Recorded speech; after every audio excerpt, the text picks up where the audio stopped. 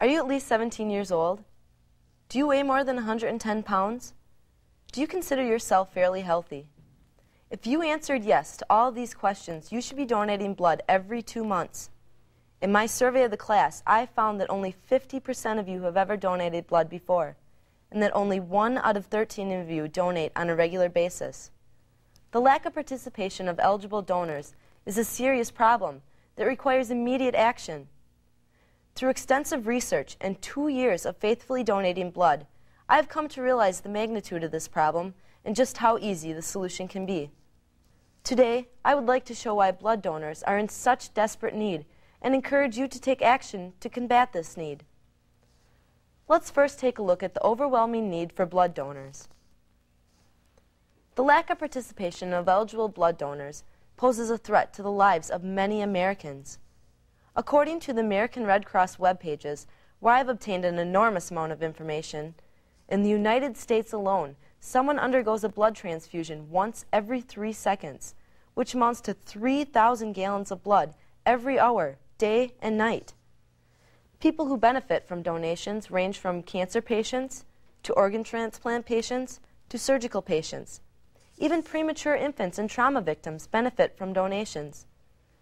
The need for blood never takes a vacation, and neither should donors. Let me tell you about Brooke, a 3-year-old girl with long, curly blonde hair and bright blue eyes.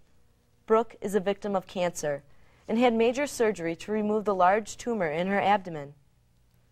She has spent approximately half of her life in the hospital, receiving chemotherapy and other treatments for infections that resulted from a decrease in her white blood cell count after each session.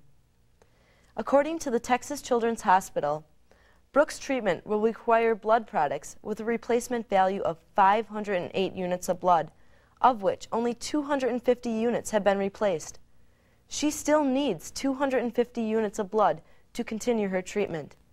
If she doesn't receive this blood, she will not live to attend kindergarten, to go to the prom in high school, or to get married, luxuries we all too often take for granted.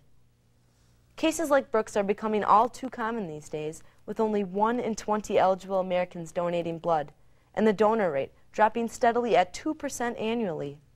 These facts are particularly distressing, considering that nearly half of us here will receive blood sometime in our lives.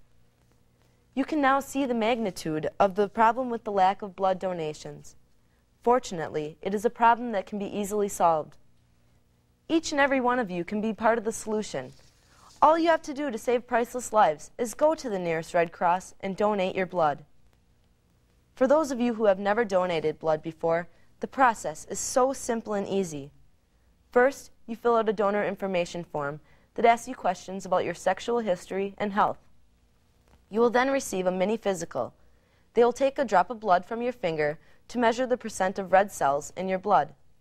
Then, they will take your blood pressure, as well as your temperature and pulse. So not only are you saving lives by donating blood, you are also checking on your own. After your physical, you will be asked from which arm you choose to donate. Then, you will be asked to lie in a donor chair. A staff member will clean your arm and insert a sterile, non-reusable needle, so there is no way to contract AIDS from donating blood. After a pint of your blood has been taken, which usually takes about 10 minutes, you'll be asked to relax for 10 to 15 minutes while you enjoy juice and cookies. The process is over, and in 8 weeks you can donate again. Many of you may be scared at the thought of the anticipated pain and needles. I admit I was terrified the first time I gave blood, but then I realized I was scared over nothing. The extent of the pain as they insert the needle is equivalent to someone scratching your arm for a brief second. And while the needle is in your arm, you don't even feel a thing. And as I stated before, it is impossible to contract AIDS from donating blood. Now that you know just how easy and safe the solution is to the lack of blood donations, let us take a look at just how much difference your donations can make. Every unit of blood you donate can save up to 3 lives. You see, the blood you donate is divided up 3 ways, into red blood cells, white blood cells, and platelets. Each of these are stored separately and used for different types of treatment. Red blood cells are used to fight anemia. White blood cells are used to fight infections, while platelets are important to control bleeding and are used in patients with leukemia and other forms of cancer. The joy you get from helping 3 people can be increased many times over. You see, you can donate blood 6 times in a year. Those 6 donations can help as many as 18 people. Just think, if you donated for 10 years, you could help save the lives of nearly 180 people. Who knows, one of those lives could even be that of a friend, family member, or even your own, since you can now donate blood in advance of your own surgery. Now that you know what a difference just one donation can make, I want to encourage you to take action. I urge you to take a stand and become a regular blood donor. 45 minutes out of your day is a small price to pay for the lifetime of satisfaction you receive by knowing you may have saved a life. If you have never donated blood before, pull deep inside yourself and find some courage and become a proud wearer of the I am a first-time blood donor sticker. If you have donated before, think back to the feeling of pride you received from making your donation. Finally, I ask all of you to think of a loved one you hold so dear to your heart. Imagine they need a blood transfusion and there's a shortage of donations that day, so they cannot receive the treatment that they so desperately need, just like Brooke, the 3-year-old girl that I talked about earlier. Go to the nearest Red Cross in Madison, which is on Sheboygan Avenue, or attend the next blood drive here on campus.